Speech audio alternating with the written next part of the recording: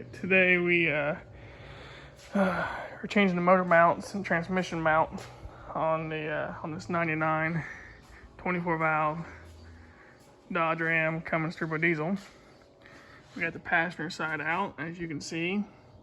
How we did it is we took the intercooler, boot off the turbo, air box out, and I left enough room to get to the mounts to unbolt the big bolt, and then we'll lift it with a cherry picker up from the front here from this mount, and then use your apps sensor mounting point for your other lifting location. You can lift it up high enough to get the pressure off the motor mounts, and you'll have to crank her up like 6-8 inches. I mean, like, you got 6-8 inches of suspension compression to get up in the air before it actually lifts the motor up. You can't go off the back mount because you'll be in the firewall. We already tried that. That wasn't going to work. I got finished pulling this mount out. All the bolts are out of it already. It's sitting there freely. But otherwise, not too terrible of a job if you got good help, you know. And this is how junk the mount is. So I was definitely correct on it needing new motor mounts. Or for you politically correct people, let's probably go watch this and comment and say something to me funny about this engine mount. You know, people really do get all offended by stupid stuff like that. What? Well, like, it's technically an engine mount because a motor is electric. Engine is an actual engine. People get... Yeah, the people that do that are the ones that still have their mommy and daddy pay for shit. Fucking motor mount. But, yeah, so that's where we're at here. Once we get this back together and get pressed out here, which I'll try to get a little clip of that. Once we do that, get back on the transmission mount. Otherwise, it's a simple taking off of your intake horn and app sensor and grid heater, and is able to get right in there to the engine mount, motor mount. I keep confusing myself now. Before long, they'll be thinking we're drinking Bud Light. We just pulled the driver's side out. It's junk too. That one's a little bit harder to finesse out of the hole because you got all the wiring and stuff in the way. But you gotta let it fall down and tilt back up, and then come up at an angle around the lines, wiring, and stuff. And that one's a little more difficult to get out. So I'm sure it's gonna be a little more difficult to put them back in. But now we're down to pressing. So we got the OEM motor mounts out here. You gotta get the whole sleeve out right here, out of the side of there. The air hammer works great. There's a certain way about going about doing it, but that's trade secret.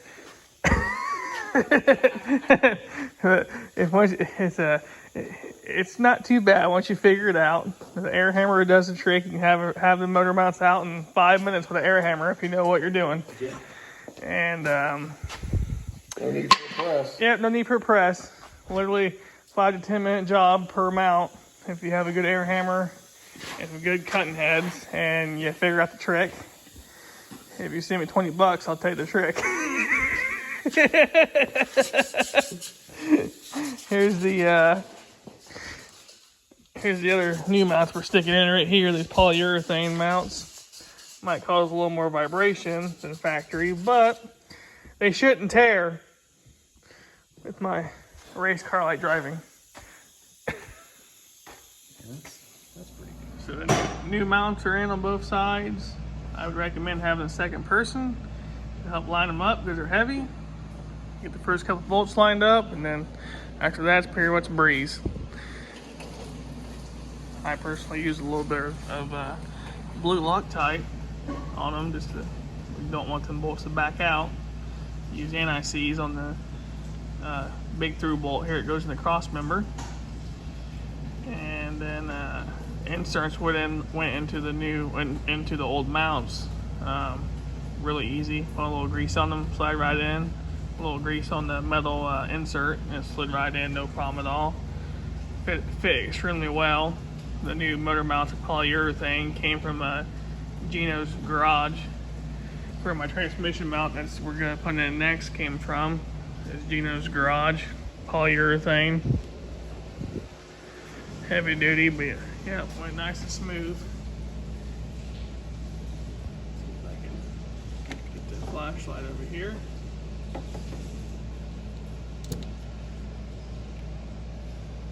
Yeah, you can see it there. Well, kind of. Here you go.